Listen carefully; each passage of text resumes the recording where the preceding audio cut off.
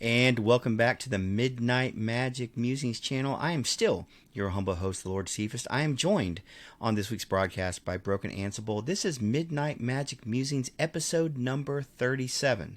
That holds significance, Broken Ansible, because we're only 3 episodes behind the total number of WrestleManias. We've almost caught up. It's WrestleMania 40 this year.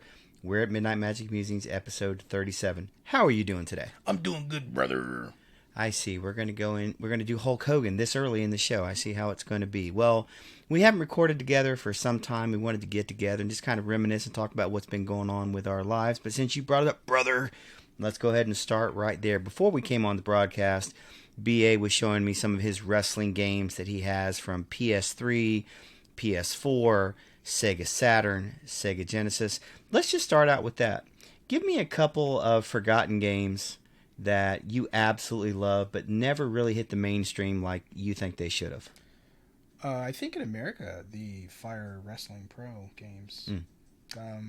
There are a couple that came over here, and they're really big in Japan, but during the Super Nintendo era, they certainly did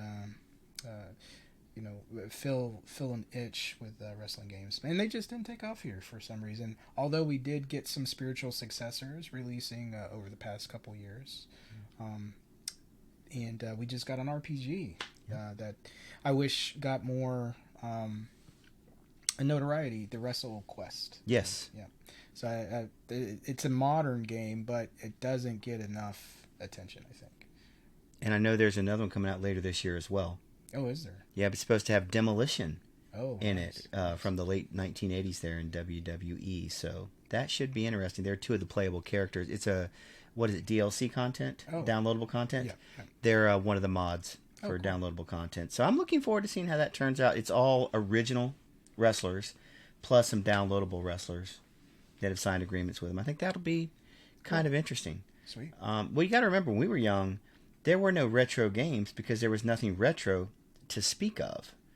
So now we can go back and play with the Legion of Doom, the Road Warriors, or Demolition, or Jeff Jarrett, if you're so inclined. Yeah, was he on? Was he actually in a video game back in the day? He was in WrestleQuest. Was he? He is in WrestleQuest, and he was in a couple of WCW games in the late 90s and a couple of the WWF games as well. Gotcha. So that would have been PlayStation era.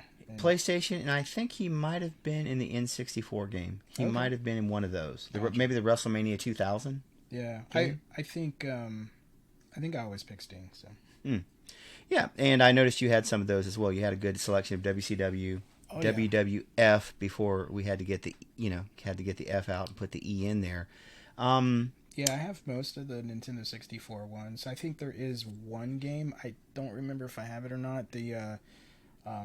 It's like the wrestling game to get on the Nintendo 64. It's in Japan. You can get it.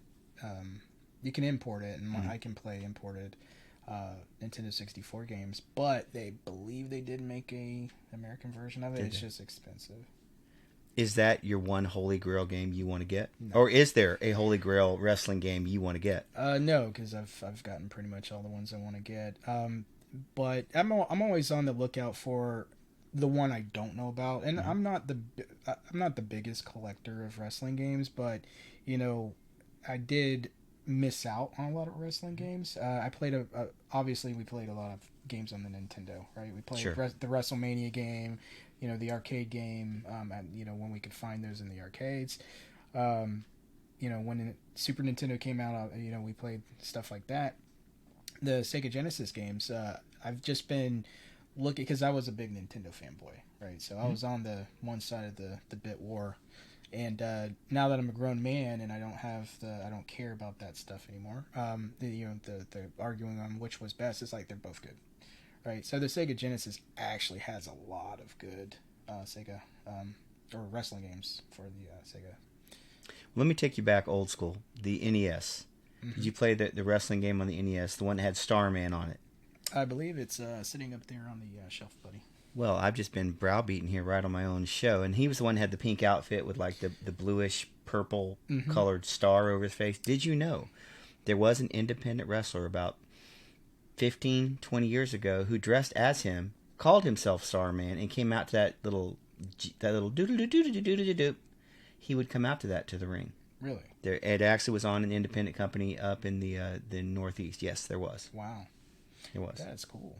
Yeah, I mean, anytime you can have a little retro, that was exciting. Of course, back then, no one was really, trying to enforce any gimmick infringements that may have occurred. But yeah, that was actually happening one time. Wow. So, video games bleeding over into wrestling, or is it wrestling into video games? I don't know. Well, so there's a lot of on YouTube. You can go back and watch a lot of documentaries, and there's a lot of just video game fans that are just like off the record documentaries where they go in. They're cobbling together all types of footage from the Japanese developers. Not many people know that a lot of the games that we played actually just came straight from Japan. Capcom, they made a lot of the DuckTales games and stuff like that. I love the DuckTales game. It was great. And Taito, I believe I'm saying that right. They made a lot of the wrestling games. And then you had Human. Some of these games didn't come over here, but they were churning them out by the dozens. I mean, they would make it. It's almost like Madden over here. They would make a whole lot. So they would just export the things that they thought would sell well. The NES had a great bit of wrestling games that I didn't really know about.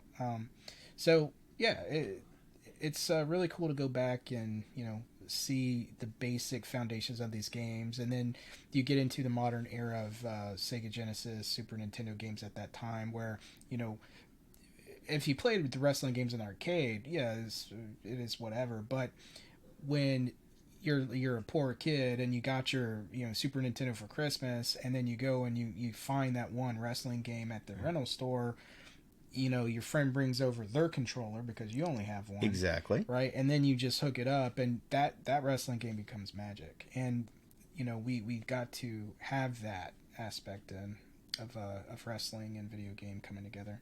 So it was really fun. So let me ask you this: if you were putting together, and because you referenced Capcom, they like to do Capcom versus Street Fighter and different variations of that.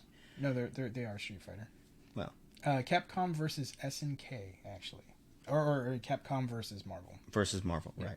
So if you were to put together your own version of it, what would you do if you could pull characters from any franchise?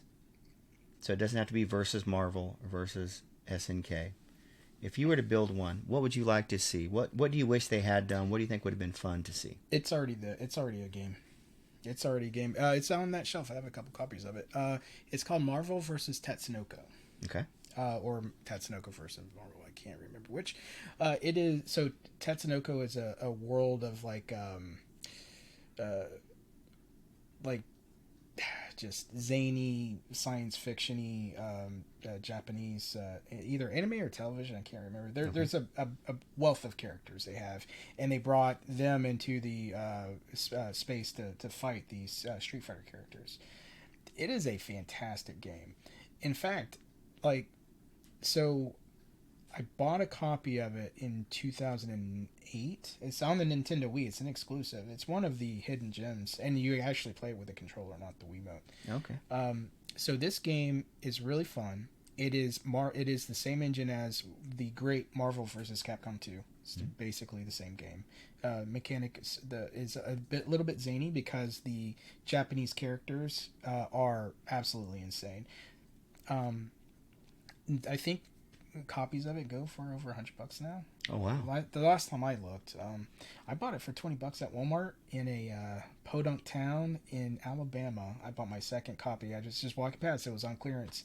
It's a Wii game. They didn't care. I was like, okay, I'll take that. I'll take that for $20. Yeah. Yeah, it was worth either 80 or 100 at the time. So, and it's still sealed up over there. And I bought one for my roommate at the time too. So, but it's just fun. It's got the bright lights, the flashy graphics.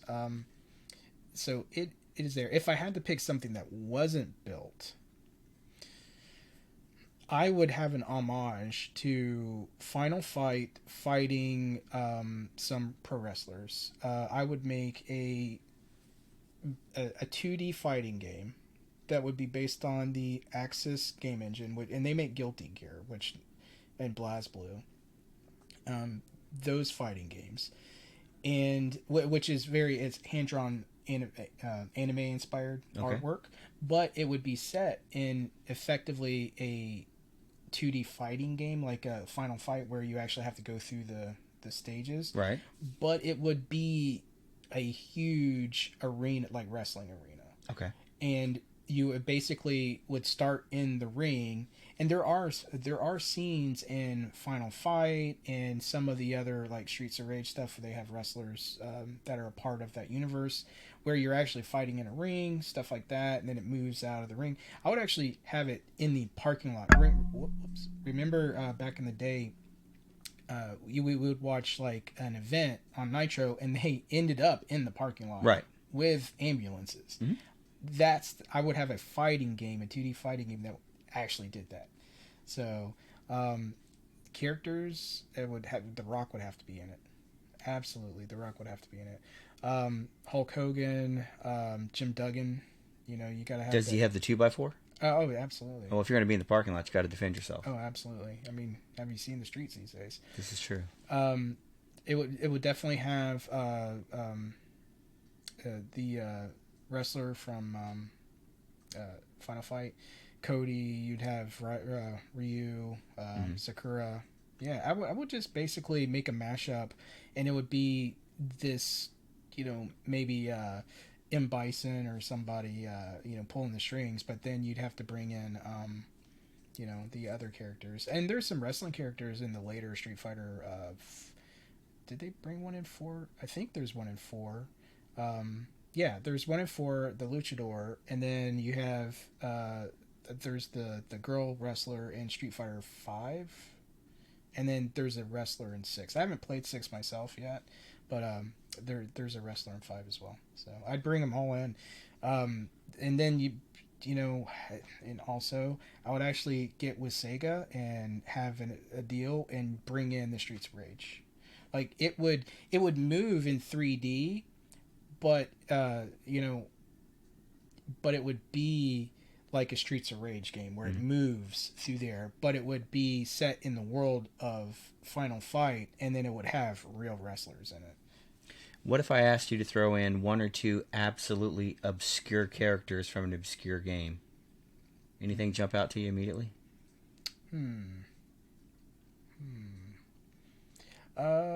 Yeah. An obscure character. An obscure, or if you don't want to go obscure, one maybe that some people would recognize. I would probably do Link from Zelda. Would you? Yeah, I think so. I think that would. He was in Soul Calibur too on the GameCube, so I think, and Darth Vader because he was on the Soul Calibur 4 on the PlayStation Was it 4? 3. Okay. Yeah, I can't remember. I don't remember if he was on 360 or if he was on the PlayStation 3. I think they got different characters, but I might be wrong on that one. But yeah, I would probably do that. And Mega Man. Oh, that would be sweet. Yeah, you'd have to have Mega Man in there. I mean, he's already in the Capcom universe, but right. I mean, he's got to be there for sure. So one of the things you mentioned just a minute ago, I want to touch on again, is you talked about the bright lights, the silliness, the zaniness of that one particular universe of game you were talking about. Do you think that the gaming industry as a whole misses out on that today because they're trying to go so realistic? For example, you had the Tomb Raider reboot. They made 3 games. They were okay. My wife, Lady Cephas loves her Tomb Raider, and she played them. She beat them. She enjoyed it. She put them down. She didn't come back to them. Whereas the older games, she would still go back to today and sit down and play, even though the graphics are not as good. It's not as crisp or as clean. It's a little buggy, but she loved that stuff. Do you think they're missing out on by not having some of the fun aspect to their games? I think what we would really have to do is kind of like separate, the mainstream game developers that we kind of are synonymous with. If you walked into a Walmart, what are you going to see? Right. I think they miss it. I think Xbox is completely destroying their brand. Starfield was kind of a joke game. Some people like it. That's fine, but I mean, it's kind of got no soul to it. What are they going to do with the next Skyrim game or the next Elder Scrolls game? If they messed up space game. How are you going to make that Diablo 4 is kind of like Right. Just okay. It's whatever. So I think they've kind of lost experimentation, while at the same time these Chinese game manufacturers are making absolute bank. Like Genshin Impact, it's a an anime based. Think of Breath of the Wild Mm-hmm. and the most you know satin filled anime you've ever seen. It is big money. It's probably made more money than the entire American game market of last year. Wow. Yeah, they make so much money now. That some of it's due to predatory practices. It's a gotcha game, so Sure. it's soft gambling. Um, you can make an argument that it's not as bad as gambling because there is a moment where you get what you pay for, but you have to pay in too much. Um, so it's got predatory practices, but Honkai Star Rail by the same company, they give you a ton of stuff. That game won mobile game of the year, Mm-hmm. and they're making. I think they've already gone over $500 million in sales. Wow. And they were out in April of last year or something like that. So not even a full year. Not even a full year, and they're making more money than half of these companies. And these companies that are, you're like, how are you shutting out your developers? How are you not making good games in America and in the West? And then these like out of nowhere Chinese companies are like, yeah, we're big anime fans.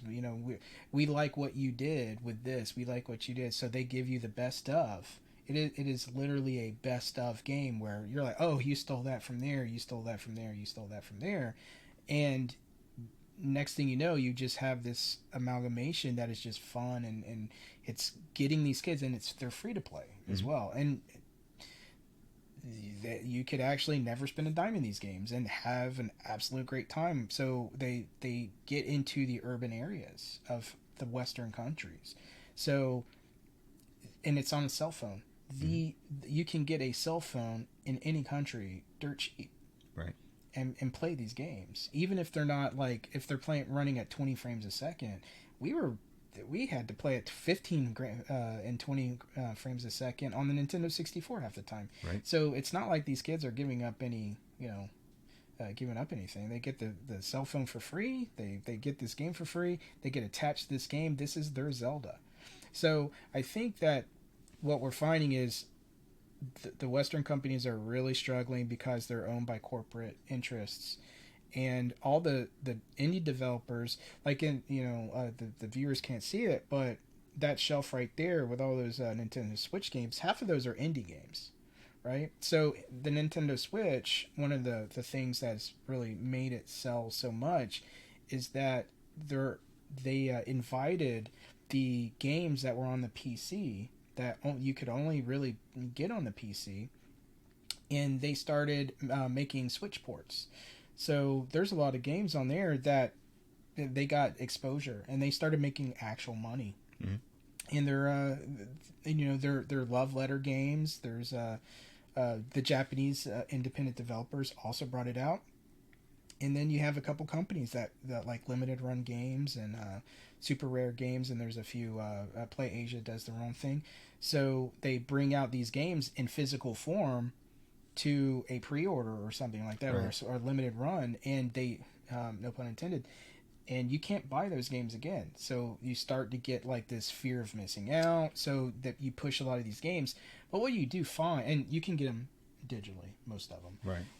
what you find is that they're just fun, and they're built for these 15-20 minute sessions, and your Nintendo Switch turns off and you're good to go. You get on a train if you're up north, on a road trip if you're a kid in the south. Mm-hmm. You turn your Switch back on, you play it, and it's just that is the classic gaming, that the kids still have access to.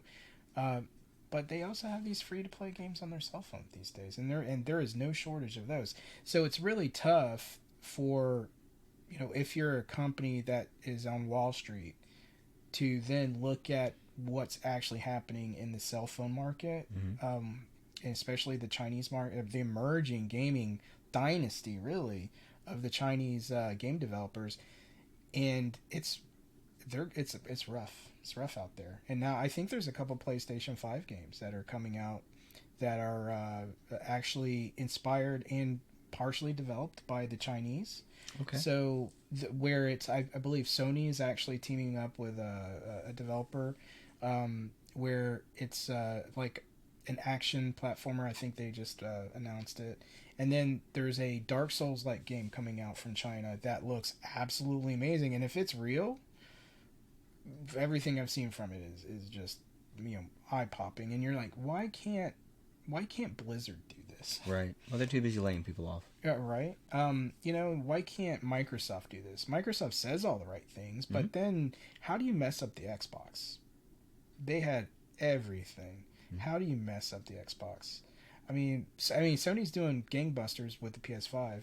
I like the PS5, but Xbox is a better system, and hardware wise. Right. And you're just like, how did they mess this up? Where I know that my Xbox is better, that game will perform better, and I don't care. I'm going to buy the game on my PlayStation. On the PS5. Yeah, well, one of it is that the game actually comes on the disc. Like when you get a PlayStation game, I think they're mandatory. Their 1.0 has to have, and somewhere, and this is, I'm taking this from some ordinary gamer on YouTube where he just did a video on it. So all credit goes to him, where he was stating that Sony forces a 1.0. Okay. Now, that's not verified, but so if you go and buy the game on the PlayStation and it's a disc, it will play even if it goes offline.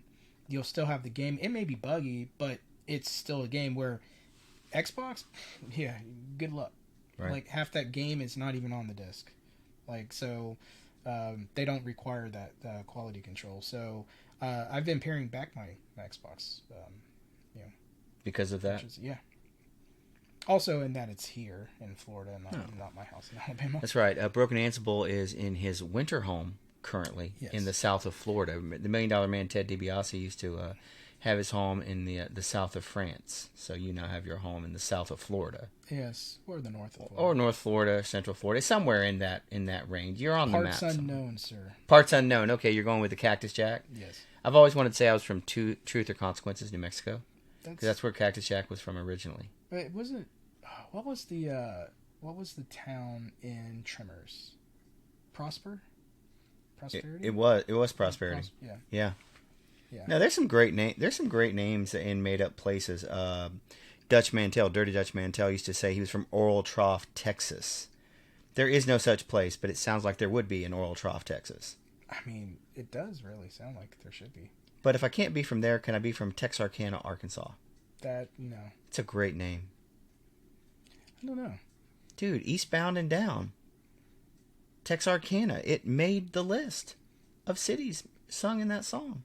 I just thought of something. In that fighting game / wrestling game hybrid, yes. We would definitely have the Juggalos. Oh, you were bringing in the ICP, are you? ICP. And also, we would have the Killer Clowns from Outer Space. They would be welcome in that type of scenario. Now, I assume they would all cluster together and have some evil pie face attack. There would be a gimmick stage. Okay. They wouldn't be playable or interact, but they would be doing stuff in the background, like a sprite work type of background. Maybe I don't know, creating shadow dinosaurs to eat people. No, I would say that there would be a dinosaur in there, but it would probably be like there would be a pie conveyor belt, and you would have to win. You'd have to hit your the pies. Now that would actually be fun. Yeah. So you're gonna have to make some contacts. You have to get the ball rolling here. Yeah. So look, if Eric July can get the Rip Reverse running as strong as he is, man, that guy. It's just an amazing. I saw some of his stuff from MegaCon. MegaCon was this past week in Orlando, and they are just blowing up. I used to watch his YouTube videos all the time. The dude is just he's highly motivated individual. I wish all the best to him because he deserves it. He put in the time and effort. He actually goes in. He used to do a lot of social commentary too. Mm-hmm. Like I Yeah. actually saw him through his video on Malcolm X. Oh, Yeah, okay. yeah. He did a whole breakdown going on with him, like a documentary with him. So Valiant Renegade was there. He's another YouTuber. Great listen. Check him out. Was actually there at the Rippaverse table for a while. I'll actually be on his show on Friday night. But yeah, a lot of good stuff happening in MegaCon. A lot of good meetups. I couldn't go because, well, I have to work a real job. I don't get to go do some of that fun stuff that those folks who do that for a living. We don't do it for a living, so we don't get to do that. It doesn't pay our bills. I watched the the panel with the Geeks and Gamers Is with that Jeremy's group? Jeremy and Eric Mm-hmm. July, and I think Nerdrotic was there too. And man, I tell you what, the people when they did the Q&A, Right. the people were just so thankful to those guys and just what they brought to their lives. Like, saying, hey, look, you're not alone. We don't like these movies too, Mm-hmm. and what they're doing to our media. Being gatekeepers, really, I think, Right. is what to me that's what they are. I mean, they get salty, and sometimes I don't like the salt. So we all have opinions on them. But one of the things that I did see there was that, or in that panel, is that the people were taking it into their own hands, and they were actually inspired by folks like Eric July that started saying they're doing their own novels. They're doing their own comics. There's like some little kid that asked some question, and next thing you know, he's shaking hands and giving daps to all the panel up there, and I'm just like, in 15 years, Yep. that kid is going to be making his own whatever kids are going to grow into in the next 15 years. Like, it may be beyond VR at that It point. might be, yeah. Well, that's interesting because that's what technology has allowed, and that's really, in some cases, caused a lot of fear and anxiety Oh yeah, AI amongst is. media and amongst Hollywood and the content creators when they realize anyone with a cell phone can be a content creator. Now, it doesn't have to be an iPhone, whatever the newest one is, or a Samsung Galaxy Pro or whatever we're using. I don't have one, but I wish I did. But you can create content right where you are. It may not be the very best of the best, but you can learn and grow it. And we're at a point now societally where anybody can do exactly what you're talking about. I'll write my own book. And guess what? I can self-publish. Yep. Or I can go on YouTube like we do. Goofy guys and one lady who just talk about their lives and what interests them. Anybody can do it and actually get a following. It's a crazy time in which we live. Yeah, I mean, it's going back to what is society, and most people get it wrong. Most people don't realize that human beings need they need each other. I mean, you could always break things down, and do women need men? Do men need women? And I could go live in the mountains by myself and with a dog, and be just fine. But that's just not true. The people need people, and the thing about technology, it allows people who would never have had a way to listen to somebody's voice. You now have that ability, and it's very peculiar because this has never happened in the history of humankind. And then as we're reaching into that bucket and everybody's getting accustomed to it, then we have disruptive technologies like AI that is coming in and faking it. And some people are saying, hey, it's gonna, get me out of a job. Some people are saying use it as a tool and get better at your job with it.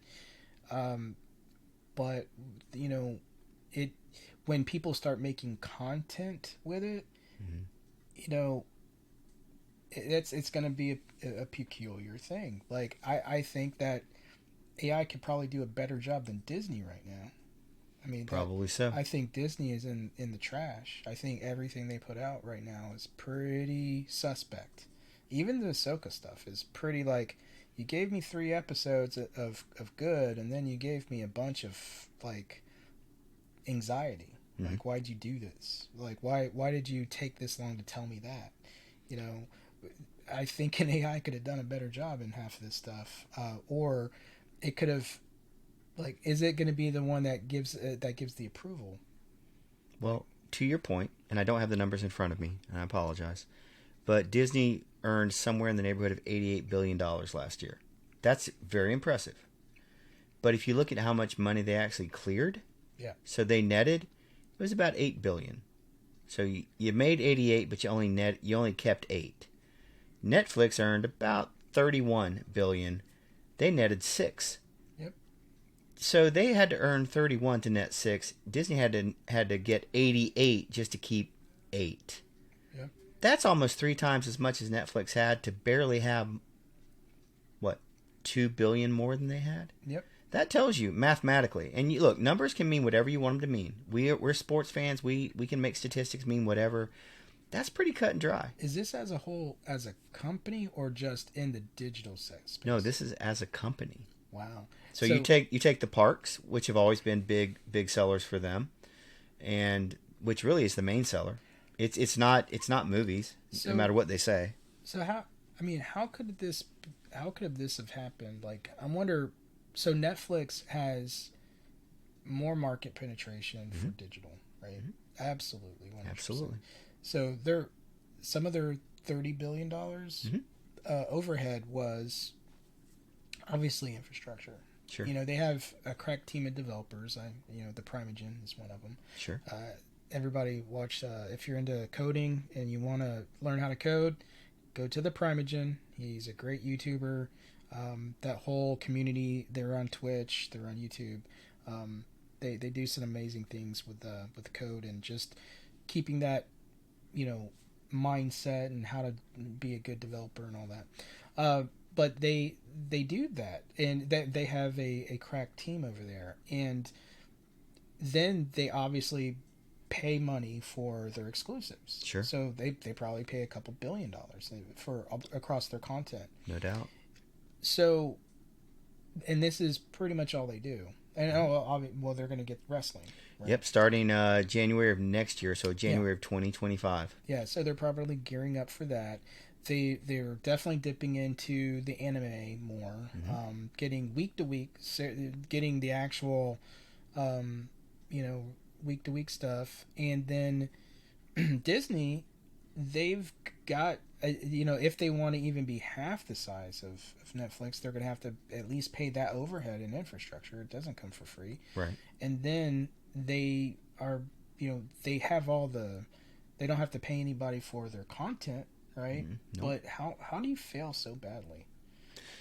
Well, it seems to be across the board. You look at cinematically, nothing's hitting. And we looked at this right before we came on the air. We were scrolling through to see, okay, what movies are coming out this year? Maybe something we could talk about. Yeah. Nothing. We were thinking about topics. We decided, to heck with it. Let's just free flow. What do you got? Deadpool 3? Yeah. Okay, it's an R-rated movie, which means that cuts out half of your fan base age-wise, hopefully. You're not taking your 5-year-old to see Deadpool 3. So that's going to cut out a portion of ticket sales. Now, you can have people do repeats. Sure, it happens. But you're not going to make the kind of money that you could make if it were a PG-13, and let's say it was a Captain America, at least a Steve Rogers version, and I'll leave that alone for now. But that's not going to get it done. You have The Incredibles 3. Do you not think it's going to get it done? I think it's probably a $700 million movie, but if the movie budget is $300 million, then all of a sudden they're breaking even. maybe. Depends on how much you spent on the filming and also on the marketing. Look, they have a trailer dropping during the Super Bowl. You and I both know the ads for Super Bowl are massive. Man, 25 million? Something like that. Yeah. Look, if you go to the Super Bowl on Sunday in Las Vegas, where we were there a couple of weeks ago, at Allegiant Stadium, a 20-person suite is $2.5 million. Jeez, just not worth it. The junior suite, I heard this coming over tonight, $1.4 million. That's why normal people don't go to the game, because nobody can afford it. Now, I'm talking about suites, not actual ticket prices, but that's why they're controlled by corporations, because you and I can't afford to go. It's just not in our budget. Speak for yourself, buddy. Well, I forgot. I mean, those of you who can, winners win. I forget, as Broken Ansible tells me all the time. But yeah, they found ways to struggle in almost every facet. Now, that's coincidentally fortuitous on your part to say that, because tomorrow, Wednesday, the 7th, they're going to have their conference call where they have to report their numbers. They've got all that going on. Plus, you've got a potential hostile takeover from Nelson Peltz and Ike Perlmutter. And as of tonight, breaking news, although you've probably heard it if you're listening to this tomorrow, it looks like Gina Carano is going to drop a lawsuit on Disney. I believe it was in the news today that they interviewed Elon Musk at one of the parks. Shut your mouth, sir. Shut your mouth. And they asked him what he was doing there, and he just dropped, "Oh, I'm just with a friend looking around for companies to buy." And I'll be honest with you, couldn't happen to a better company, because Disney's been a gatekeeper. You know, make the movies you want to make, but gatekeeping is despicable. And you don't if you look back at American history, because this is an American company. Absolutely. I don't care if they have Disney Europe, Disney Japan, they are an American company. And if they look back at America and say, you know what, we don't want to make those mistakes again that were made, that doesn't mean you right it with wrongs of gatekeeping. Right. Like, you don't hold the culture hostage, and then you poke the bear of content and water it down so much to where it doesn't distinguish itself from its next its cousin that's playing on the other, like the Marvel versus the Star Wars. Right. I can't tell where Star Wars starts and Marvel ends. It's both. It's just blah. Because they're being written in the same manner. And oh, by the way, most of the actors and actresses cross over. Yes, and that really bugs me. I know it does. That's why I mentioned it. Yeah, so you had the girl that was in... I can't even remember what show it was. I believe with the new Captain America. What's his name? That's right. It was the redhead, wasn't it? Yeah. She's in Solo. Mm-hmm. And I liked her in Solo. I thought, I actually like Solo. Breaking news. I still love you as a brother. It's okay. I liked that movie. It wasn't great, but it wasn't terrible. Ron Howard deserves a lot of credit for getting that movie out and being as cohesive as it was. And it tied into the Clone Wars. Mm-hmm. So it was like, okay, at least they're making this, the continuity's there. Right. And I like all the actors involved. I thought it was pretty decent. So then she's in a Marvel film, and then you start noticing the guys show up here and there, and she's like, wait a minute, they're just reusing the same cast of characters. It's like, at some point, you're pulling me out, not even on like purpose. She may be the greatest actor in the world. I don't know, nor do I care. I'm a viewer, right? And you're breaking me out. Get more people. Like, do you have a pool of 10 people that can do this? Was this COVID? Maybe it was COVID. They couldn't get, they had a specific space and she got cleared for it. I don't know, but that's not my problem. Well, go back to the 80s, dude, when you would have Chuck Norris movies. And you would have certain bad guys played by certain ethnic characters. And they were in every Chuck Norris movie. Yeah. As one of the bad guys. That didn't take me out of it, because after about 3 or 4 movies, you get what it was. What you're talking about is you're having a very limited pool, and they're playing main roles, movie after movie after movie after movie after movie. When I go and watch Top Gun 2, I'm not thinking about Tom Cruise in Mission Impossible. Yep. I don't do that. I'm thinking about, here's Maverick in the Top Gun franchise. I'm not confusing him. Well, that's also a that actually, I think we owe a little bit of credit to the actor doing it. Mm-hmm. Like, there are some, like, for me, Denzel's that actor as well. The man. Like, I watched The Equalizer 3 recently, and I mean it's Denzel, man. I mean, clearly, but he sells the entire role. Yep. I don't hop, right? Right. I'm not broken out of this immersion, but these like TV characters, it's like if you were watching Law and Order and SVU, mm-hmm. Back to back, and you see the if you saw a character show up, the same actor, Mm-hmm. and they're playing a different role. Like, it'd be one thing if they were playing the same role and Right. it was just like the universe, but no, they're playing a different role. Clearly, it's like it snaps you out. They're not. The format isn't conducive to having the lead, the main character, being helmed by a, like, nobody looks at Johnny Depp's like Pirate of the Caribbean Mm-hmm. and goes, oh, they see Jack Sparrow. Right. You see, Denzel could be playing that. You see Tom Cruise playing Maverick. That's them playing Maverick. Mm-hmm. Like Charlize Theron, she's right there up there. Like, I don't see Charlize. I see whatever character she's playing because she nails it every time. Exactly. You could say that for the Black Widow lady. Scarlett Johansson. Yeah, I mean, Disney destroyed her career. Like, I don't. Well, they gave her $20. Yeah, I don't even remember her name because it took too long for Black Widow to come out. Or maybe if you didn't wait till after she died on screen to make a movie about her past, maybe it would have more, I don't know, consequences. Panache. Something. More snap to it. Yeah. Like. And by the way, she's a great actress. Snap. I see what you did. Okay, I see what you did there. She's a wonderful actress, and I enjoy the Black Widow character, and I enjoy the Natasha Romanoff and all of that, and her interplay with Clint Barton. Hawkeye. She was in Eight-Legged Freaks. Did you like that movie? I love that movie. I'm frightened by the fact I could be riding a dirt bike and a spider take me off the dirt bike because I'm trying to get away. I'm not feeling good about that. I've seen that movie probably about 50 times. I love that movie.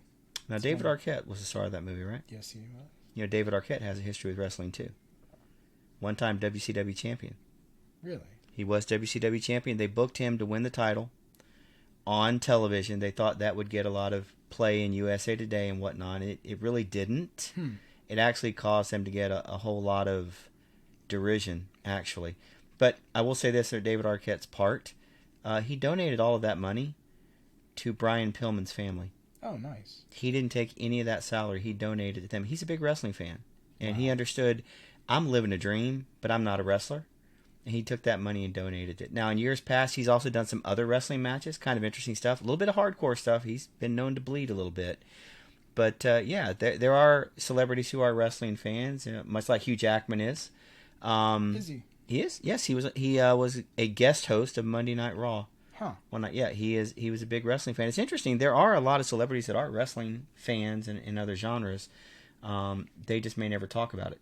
I'm a wrestling fan in so much that I loved my time with it, and I love the history of it. I love the lore of wrestling. What I don't like is television formatting, and I don't like WWE charging me like $10 or $15 a month to get access to Starrcade and stuff like that. Just put out the DVDs, man. Put out the Blu-rays. And you can still find them, like at Walmart or whatnot. Yeah. But that's about it. I've gone past a few things, but not the stuff that I wanted that I haven't been able to find. Are you thinking more of the older content? I want the older content. I want I've seen some Ric Flair, compendiums and all that stuff, but I want the things that, I don't expect to go to the flea market and find a VHS of Starrcade 94, right? Or 90 or 89 actually. That'd be sweet though. Yeah, it would be. I mean, I would buy it, snap it up in a second. But that era of wrestling, I would like remastered and sold on Blu-ray, at least through and maybe they do. Maybe it's my fault as a consumer not going out and finding it, but that's the stuff I want. I want to interface with it, and I need it to be more accessible, which is why the Netflix deal is huge for me, because Netflix is the network that I subscribe to. Right. I've cut everything else off. Netflix is it. I'm not opening up anymore. I do carry Paramount for my uncle here in Florida, but that's because he's a big Star Trek fan. Right. For what you can be these days. That's true. Thanks, Kurtzman. We appreciate that. Yeah, I mean, the Discovery was stupid, but I do think the newer ones with the Brave New World. Yeah, or whatever. Or Strange New World. Strange New World. Yeah. I liked the first season of that. I thought it was good. But anyway, so Netflix getting wrestling. I don't know about the week to week thing. We've had our discussion on Yeah. week to week. I'm not a big week to week guy anymore because Netflix. But if anything could do it, I think wrestling would be the thing that I could do that with. Going back to this only drops once a week. It being Netflix, as long as they have the ability to play it, Mm-hmm. like I don't have to be there that day live. Exactly. Then boom, it's gonna be good for me. I think AEW needs to be on Netflix. I think you really need to get. Well, you can stream them on Max Yeah. because they're in the Warner Brothers family. Gotcha. Yeah. So there is that. Yeah. But they're up for a contract renewal, and we haven't heard anything about that. Hope they were supposed to have a big announcement tomorrow night. Their owner Tony Khan is supposed to have a big announcement. I'm hoping he announces there's been a new deal. If he's not going to do it with Warner Brothers Discovery, maybe they can catch on with FX. That would be a good step up for them.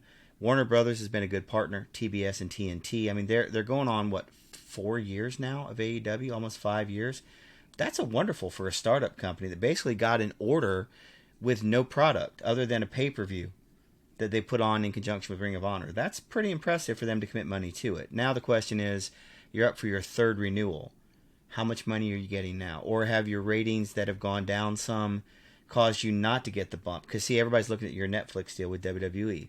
Was it a $5 billion deal over 10 years? That's insane. Does Amazon go after him? It's a possibility. I'm still going to argue I thought Disney should have made a play for WWE because that would have at least separated them and set them apart. And if you remember, in the mid-90s, they recorded wrestling at MGM Studios before it was Hollywood Studios now. They had a soundstage, and they would record weekly wrestling. They would do 2 days of taping, bring fans in every hour, and they would record those for their syndicated programs. Yeah. And that was a great deal for them. So there was precedent there. Didn't happen. I think that's a missed opportunity. I think you're going to see Netflix, now that they've got their foot in the door, the clock's ticking. Because the other question I have is WWE has a network through Peacock. What happens when that contract is up? See, I would think it was in Peacock's interest, Universal's interest, to renew it because they still have SmackDown on USA. SmackDown's moving from Fox to USA. So it's still going to be in the Universal family. So I don't know how that contract's going to work. If I were Netflix, I'd want it all. Just like for people like you who don't want to go to 2 or 3 different places, I want it in one place. I do. And that makes perfect sense to me why you would want that. And I'm willing. We talked, or I hinted on the 16-bit wars and even the 8-bit wars. Right. The 8-bit wars, that was a Cold War, no pun intended. I see what you did there. But the 16-bit wars, that was heated. And you were Sega or you were Super Nintendo? Right. Genesis or Super Nintendo? Which one were you? I was Super Nintendo. Well, so I didn't have a Super Nintendo until after the war was over, but I just didn't know it yet. Okay. So because I was too poor. I had a Nintendo. I got my Nintendo, I think, in 90. Okay. Just Nintendo. Mm-hmm. So my Super Nintendo didn't come till later. And by that time, I was vicariously living through the 16-bit wars through my neighbors who had a Super Nintendo. The Linguses, that I don't know if they live on the street over anymore. But from the rivalry there, it was like you picked it because that's what your parents got you, right? Right. And I'm ready to do that with wrestling. Give me a network, make it WCW versus WWF again. Mm-hmm. Give me that, and if it manifests itself through the digital deal, one's going to be Netflix, one's going to be Amazon or Disney or whoever. I will pick one, and we will do the 16-bit wars all over again. We will relive the Nitro versus Raw, Monday, again, wholeheartedly. And understand, WWE's at a point now financially they've not been since the wars. In the 2000s, they owned everything, and so the quality dipped. And a lot of the fans who were fans of what you're talking about, the other company, they didn't follow when they were absorbed into another company. They stayed home and never came back. Yep. So we used to see ratings that were over 10 million people a week watching combined both shows. Then all of a sudden it dropped to 3 million. Yep. Then a couple years ago it dropped to barely 1 million. Now they're up around 2 million. They've done a good job the last couple of years to get the storylines and the characters hot, to get people invested. Right now, financially, they've never been more flush with cash. And that was before the Netflix deal. Now that puts them even further over the top. But there was a dip there for 15 years or more. The reason why... So I lived through exactly what you're talking about. And I had friends who did not go the way I went. So we used to, from like 1996 or 95, end of 95 through probably 97, 98. Okay.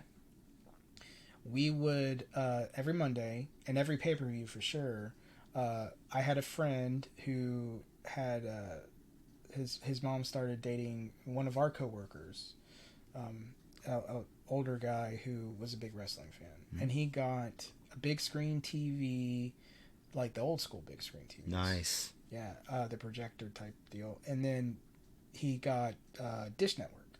Okay. So he would order every single pay-per-view, and we would all chip in. That's not cheap. Well, we would all chip in $20.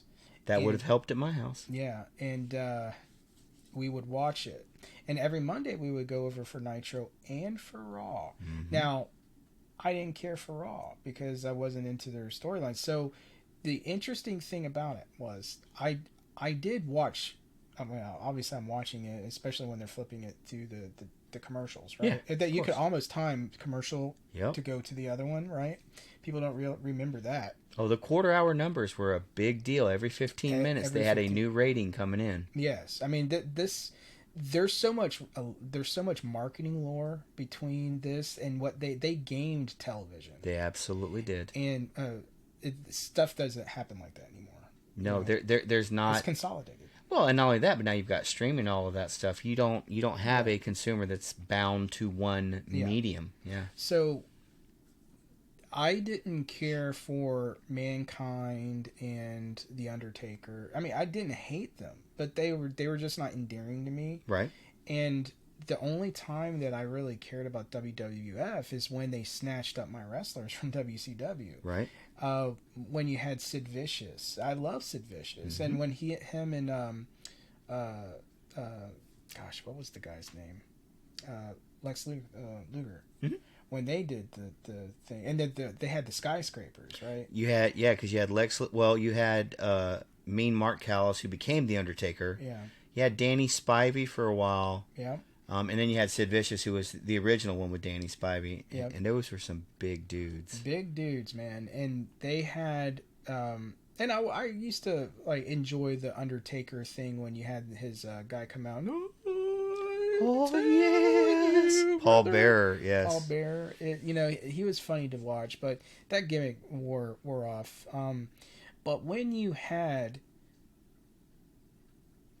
literally had the moment of the NWO, mm-hmm. there isn't a single thing I can remember that is so defining on television. Not a single thing and not only did they do it once,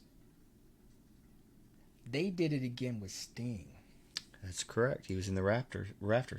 I remember him coming down from the rafters. It was pandemonium in that room, mm-hmm. and with all of us sitting around that big screen TV, and pandemonium. And it was like, I remember like Steve after who was the guy who had the big screen TV, and Charles. He was just there. He thought it was cool, but he was he's one of my coworkers too, and Charles thought it was cool, but he wasn't invested. Like, I was invested in wrestling WCW back in the day, and Steve was invested. So me and Steve were kind of wrestling buddies. Like, we I remember him after the commercial break, he went outside and he had to smoke a cigarette. I mean, he was just like, dude, that's the coolest thing I've ever seen, man. And we're just like, it was one of those things where it just washed over you. Yeah. And it was really cool, and I just haven't seen anything like it. And then they did the whole like, this is East Coast versus West Coast or whatever. Right. The Red versus the Wolf Pack. Mm-hmm. And you had the 1, 2, 3. You had everybody that coming over being plucked from WWF, Yep. and it was about that too. It was. Because it was saying, you know what, we're gonna put on a show. We're going to take our competitors, best of breed, people that they feel that they're not getting the time. They're just joke characters. We're going to make them, and we're going to have the regulator type of character that the heels come over, and we're going to turn heels into heroes, and we're going to turn heroes into heels. We're going to show you how to do it. Nobody's going to be right, and nobody's going to be wrong. This is just going to be pandemonium in the ring, and we're going to sell a bunch of tickets. I mean, it fired everybody up. Everybody. I couldn't care less about wrestling right now. Well, here's the thing. Eric Bischoff, who ran WCW during that time, has a podcast with Conrad Thompson, 83 Weeks. 83 Weeks is how many consecutive weeks they won the ratings war. And if you ever go and listen to his podcast, he's been doing it for 5 or 6 years now. But he's very open and honest that he was doing exactly what you said. He wanted to win the war. Yeah. It was a war. Ted Turner opened the pocketbook, and he was getting every bit of talent he could. Now, at a certain point, they started running low on stories because they had burned through everything. And in having the NWO run over everybody, they didn't have a lot of stars from the younger guys. And that ended up hurting them. WWF gets hot with Stone Cold and The Rock, Triple H, Mankind. And it turned very quickly, and it never came back. But even to the dying days of WCW, when Vince Russo was writing it, they were still drawing a 4.6, where Raw would have like a 6.8 or a 7.3. Nothing gets those numbers anymore. And we're talking about men and women in their underwear, pretend fighting in a ring. Oh, it's athletic contest. Make no mistake, you have to be athletic to do what they do. Yep. Sports entertainment on a Monday night. Yep. 52 weeks a year. And it got those kind of ratings. It got older people. Yep. It got kids. It got our age. So you're in your late teens, early 20s. And everything in between. Men and women. They were all invested in that. And it goes to show when content is done right. Yep. You can get people to invest in your product. Yeah, I think Stone Cold was the only guy I really cared for at some point in the WWF. Because I was never a fan of The Rock as a wrestler. Right. The exposure, I didn't watch a lot of his stuff. Mm-hmm. And I wasn't really into bad guys, at that point. So how do you do a bad guy once you've seen the NWO? Like, seriously. It was the coolest thing going. Yeah, I mean, but seriously, how do you, as a fundamental sport, that pit, it's superheroes, right? These are people playing as superheroes. They are choreographing things that you should never be able to do. Don't try that at home. Do not try it at home. And when you have superheroes, you have to have supervillains. Absolutely. And when you go over to the McMahon thing over there, and his whole spiel is, I'm going to celebrate the heroes and minimize the villains, because the villains are just whipping boys, then everything, you have to have emergent superstars that pull numbers to actually get him to change his shtick. That's right. But over at WCW, they actually had bad guys who stole the show every time, and it got to a point they had to pit the bad guys against each other because there was no good guy, quote unquote, who had the same gravitas that they had gotten after week after week after week after week after week after week after week of getting over. I mean, you did have Sting come down from the rafters with the baseball bat. Was Raven WCW? He eventually, he was signed from ECW. It was him and Stevie Richards came over from ECW. They tried to tap into the Nirvana, sound Right. Soundgarden type of music listener to tap into a younger market and get those grunge guys, because grunge and goth was a big turning point. I think WWF at the time turned into got more goth stuff, but the grunge WCW, it was like right there, and yeah, the ECW stuff that was getting taken off the air, or you could only watch it at I think 4 a.m. here. Well, yeah, because now this shows how old we are. Sunshine Network. Yeah, Sunshine Network. Yeah, and they would move it around on Friday nights and Saturday nights. Yeah, You'd never know when it would actually air. I didn't even know it was on until one night I was just up that late. It would get pulled from channels in the Northeast when they'd see stuff. They were thrown off pay-per-view. Yeah. We're talking about pay-per-view, and they were like, no. You can have other kind of movies that we won't discuss on this channel, but Yeah. you're going to throw that off. Yeah. And so they did it right there, but to a national audience, ECW is more of an underground product where it connected a little bit better. But Well, I don't think it should exist as a product anyway. ECW, Yeah. well, they don't exist anymore anyway. Right, right, but I don't think it ever should have. I don't know. Just because a market can emerge, I don't think they should. The things that those people had to go through, Put their bodies through. put their bodies through, I don't think it should be legal. I've heard a lot of when I say old timers, I don't mean that disrespectfully, but a lot of the older wrestlers who destroyed their bodies. Yeah. Talking about, we were going out there to put on a show and we had to perform the next night. We Yep. weren't trying to hurt one another, because if you hurt the other person, you couldn't make money with them. Yep. And so you make a really great point, and that segues lastly into that really spurned a lot of copycats, like you not have XPW. Yeah. Or GCW, which is Game Changer Wrestling. They've sort of picked that up. Or CZW, Combat Zone Wrestling. They'll do a lot of that King of the Deathmatch stuff, which they were doing in Japan. That's where Mick Foley, he won the King of the Deathmatch in the mid '90s. They aired snippets of that on WWE television for the longest time. Him and Terry Funk. I'm not into that stuff. I like to watch it, be entertained, and be able to turn it off and go to bed. Not have to dream about people being scarred, Yeah. or lit on fire. Video or games can fill that gap, Absolutely. and or animation. Sure. You can make it into an animated product. The problem is that the people who, I mean, let's face it, there is a gatekeeping effect there's two gatekeeping effects in wrestling. One, you got to have the look Absolutely. for TV. Mhm. And two, you gotta put in the you gotta have the athletic build for You that do. stuff. So there's no market for people who can't do their performances over and over and over, the athleticism, but they can hit themselves with a beer bottle in the head. That type of stuff. It's like the meat grinder, monkey, the organ grinder type Yeah. of thing, and you don't want to see it happening, but they want to express their fandom, and they want to make some money on it too. And I just don't think that stuff should be legal. It's I don't, I'm a fairly libertarian, but something is off when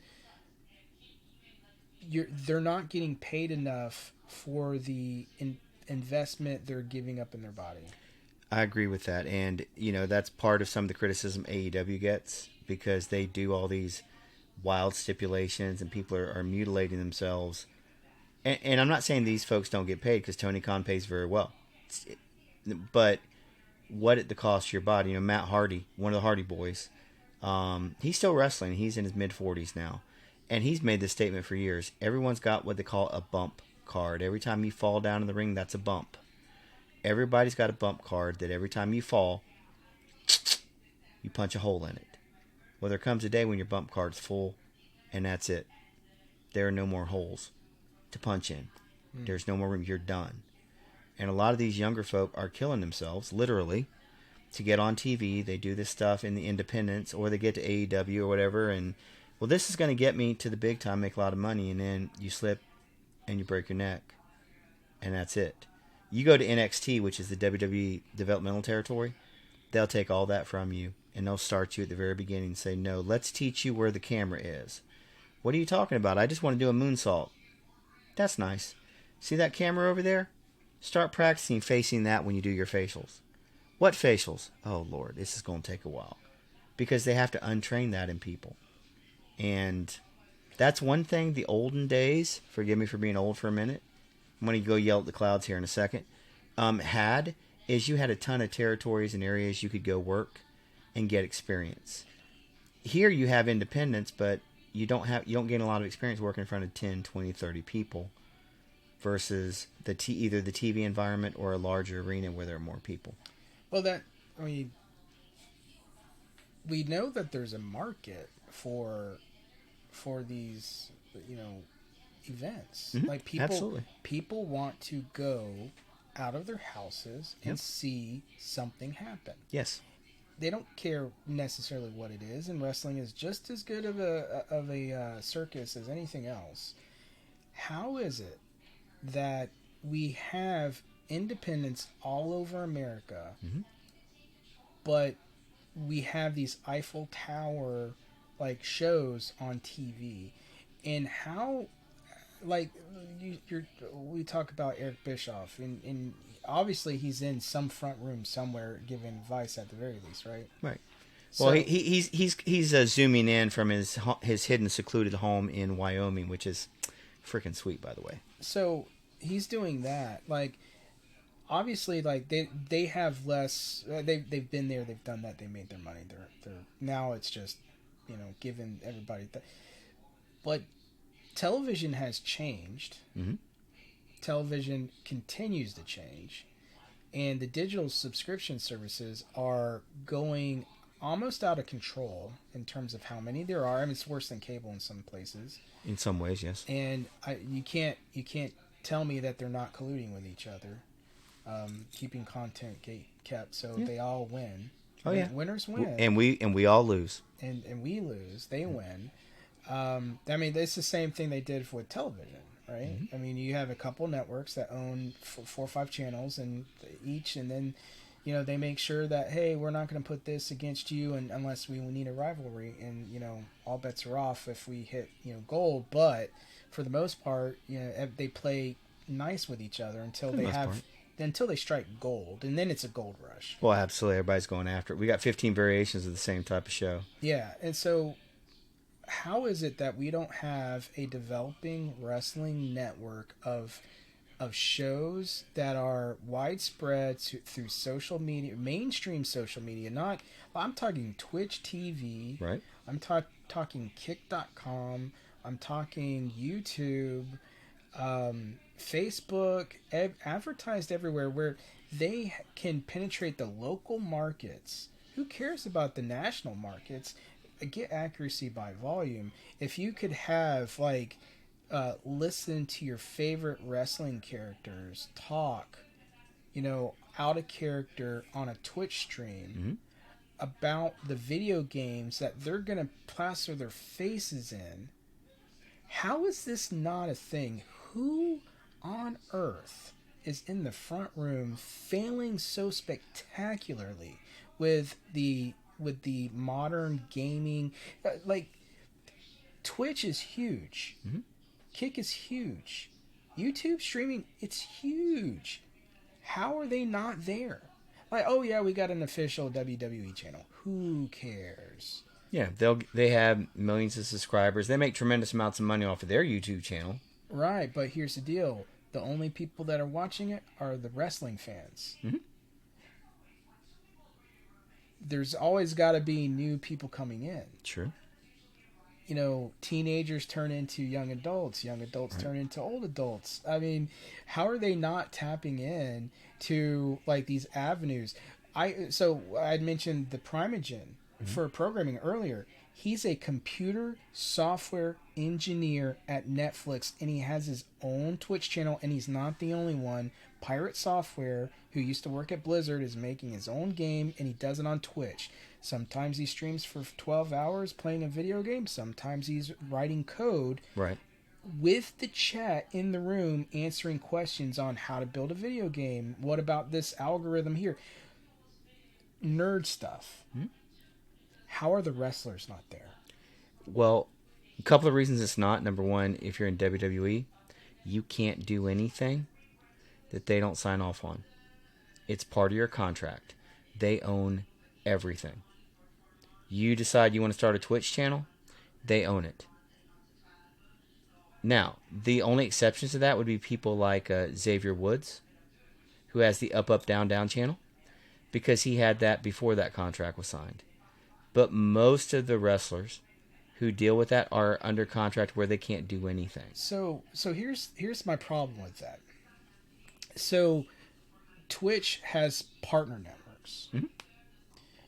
And when you sign up with Twitch and you make it big, you'll go into a partner network. So Right. you're really managed. It's a managed channel at that point. You have a contact, you have people that handle, things. WWE could literally become a partner with them, Could. a managing partner that knows all the ins and outs, or even just outsource that. Where I don't have a problem with, somebody going on to a chat channel. Like if this is the wrestler's channel,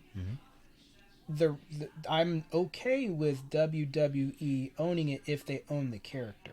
Right. But they're not going as the character. They're going as No. themselves. Well, what I mean is, if you had a Twitch channel, if you come work for WWE, it would be in the contract that you have to work on the Twitch channel.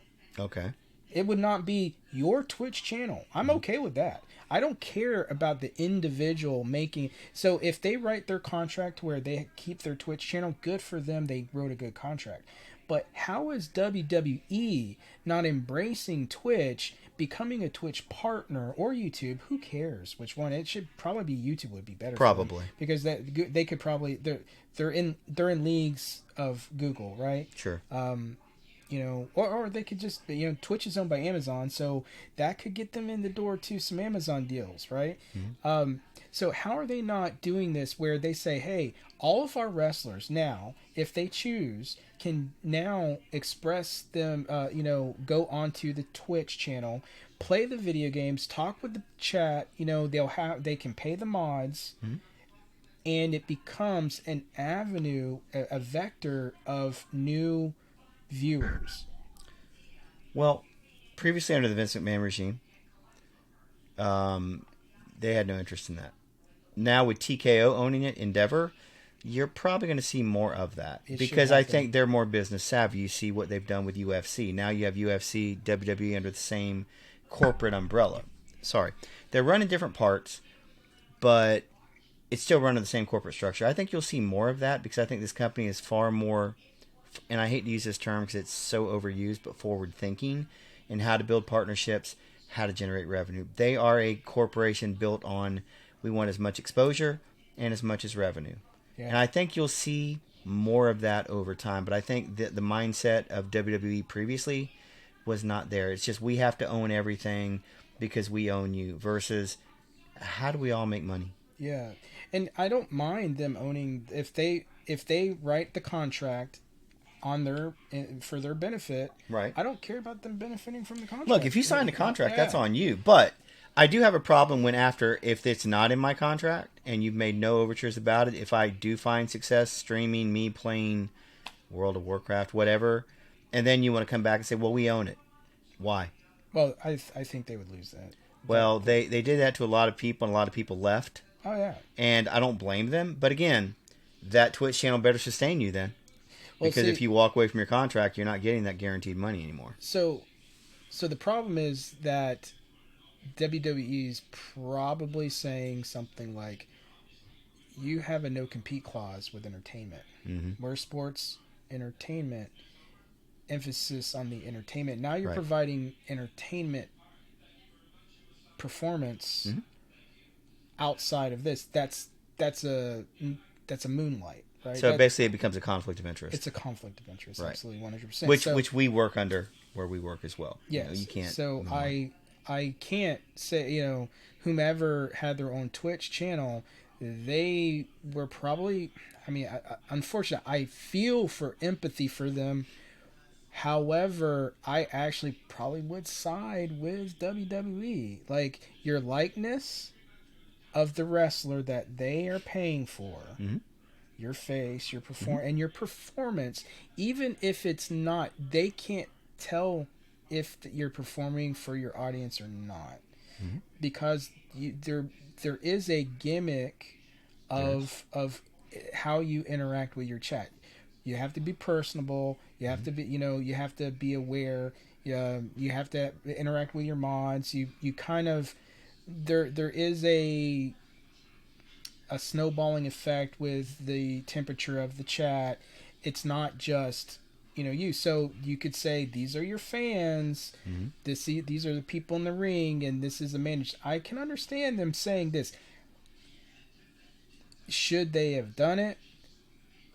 Bad press, whatever. They may lose the wrestler, but given that, they should now look to these platforms and saying, look, how do we get our people out there in podcasts? Right. How do we get, and they can own all the content. That's fine. License it out. Pay the people the money. If you have ads on Twitch, and that revenue is going to WWE or AEW or whomever comes after them, who gets the smart idea and does this, and you can get interest in people who would not be on Twitch, Right.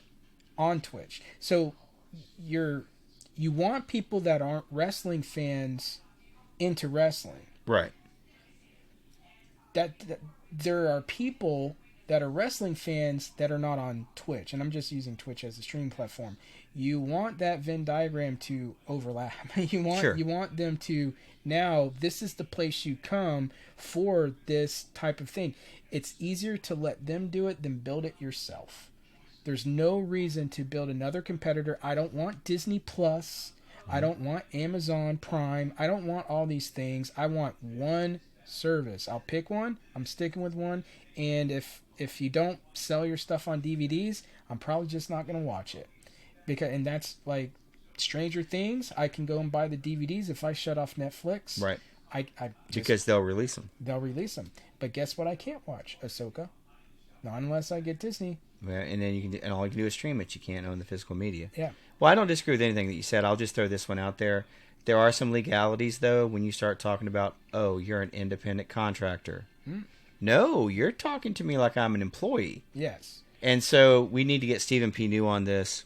You can Google him and find him on YouTube. He is a practicing attorney who does a lot of cases, and he would do some like that. So there's some ambiguity there, but if you signed a contract, I mean, you live by what you sign. That's your agreement. I would probably never sign a contract that says I'm an independent contractor when you look like an employee. That's the thing. And let's be honest. In the olden days, you were an independent contractor. If you get mad, give your 2-week notice and go from Florida and go to the Georgia territory, or go to Alabama, or go to Texas, or go to California, or go to Oregon.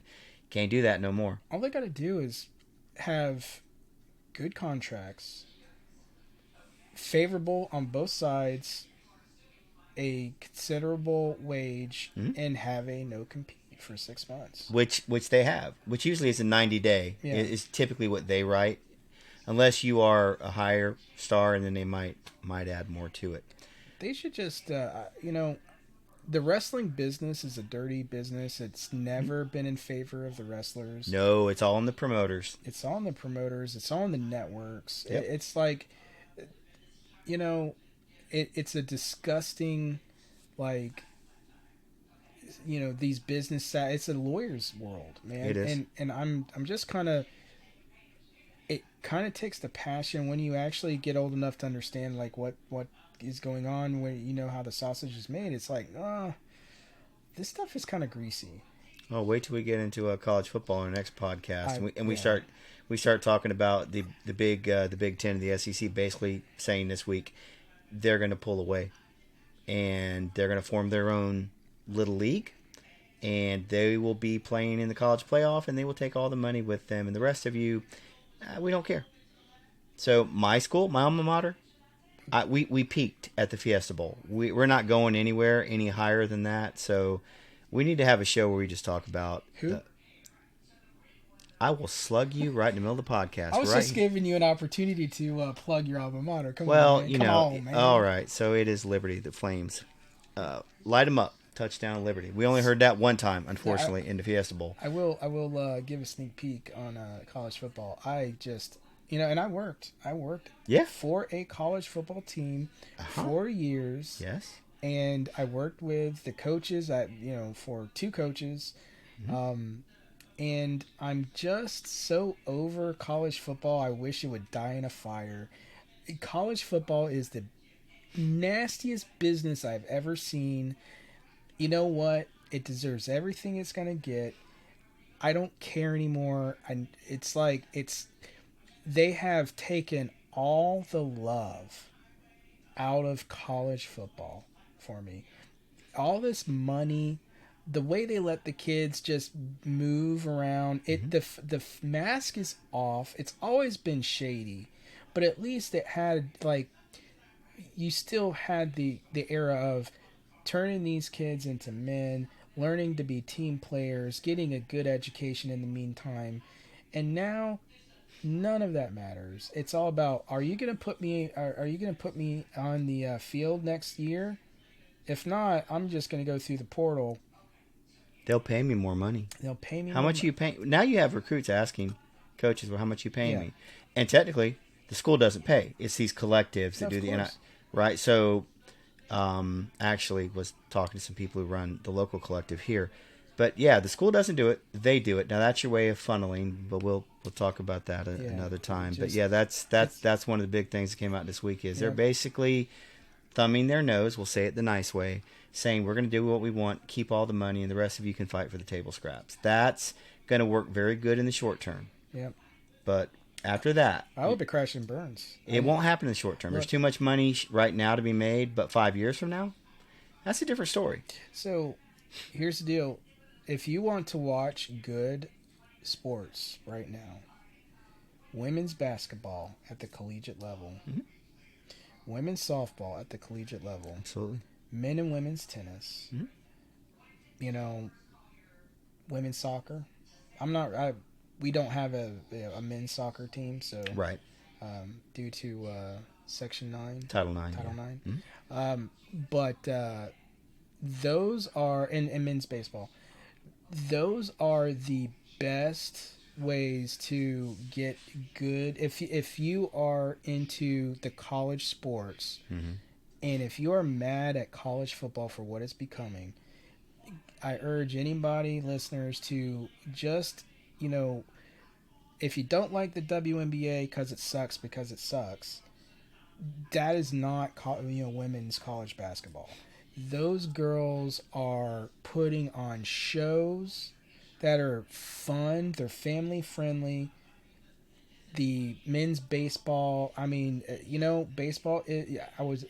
Go watch it. Don't watch it on TV. Ping, Yeah, ping, yeah. ping. Go watch it. Have a hot dog, and support your local Yep. sports that are just not college football. You're gonna get in. The ticket prices are gonna be great, and they are student athletes. And by the way, they actually put the Iowa Hawkeyes, the women's basketball team, on Fox this past weekend as a primetime matchup on Saturday night. They had the Lady Hawkeyes because they have a young lady named Caitlin Clark who is rewriting all the record books in women's college basketball. They're just now starting to understand, oh, there's a TV market outside of ESPN 14. My uncle watches every Yep. sports team for the Gators. Absolutely. He still loves his college football, but he's not the. Yeah, he's only been watching college football for 15 years. I've been watching college football for 30 years. So college football to me is dead. Versus. To him, it's still very much alive. It's just frustrating. Right. But his second favorite, women's softball. Because it's fast paced and they're really, really talented. He follows the volleyball team. By the way, the women's volleyball teams, oh my gosh. Them girls can play. They are fun to watch. They have energy. It's not about men versus women's sports. It's like who can put on a show can you entertain me? And you know what? There's the two twins for the Florida Gators. Mm-hmm. Those two girls. Every time I was just like, these girls are like fire. They're fire. Like they were. And I think there was another girl on the team. She was hitting threes like Stockton, man. It's Right. like, what the heck? By the way, you mentioned Twins. The Miami Hurricanes, your favorite team, growing up as a child, had two twin girl basketball players last year. Were signed by WWE at the end of the season. Nice. So we'll see where their careers go from there. And that's a good avenue for a lot of college sports that And, have never made. and they're going to the colleges. They're not just picking football players. Yeah. They're getting basketball players. They're getting gymnasts. Well, you they're, need they're an getting IQ. Yeah, and you're getting athletes who can perform, which is the key. And by the way, you said sports entertainment several times. Sports has always been entertainment. It is as much entertainment as a movie or a television program or an off-Broadway play. It's still entertainment, no matter how you couch it. Well, for spectators. Well, yeah. I mean, obviously, there's the competition. It's entertaining.